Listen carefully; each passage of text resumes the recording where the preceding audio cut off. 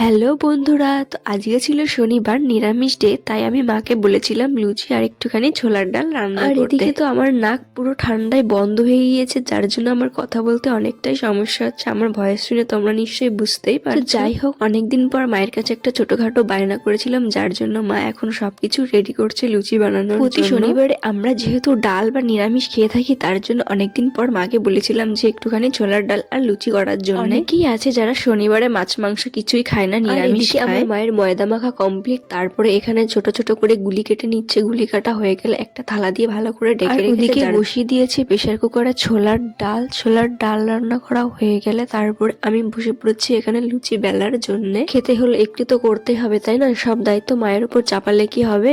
এদিকে আমার লুচি বেলা কমপ্লিট। দেখো, তাও পুরোপুরি গোল হয়নি, তাও হয়েছে। তো যাই হোক, আর ওদিকে আমার মা বসে পড়েছে লুচিগুলোকে ভাজার জন্য। তো দেখো লুচিটা কি সুন্দর ফুলেছে।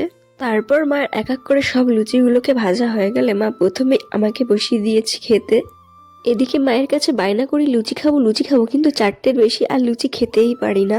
তারপরে দেখো আমি এখানে লুচি খেয়ে নিচ্ছি। আমার কাছে লুচি খেতে কিন্তু খুব দারুণ হয়েছিল, এক কথায় অসাধারণ।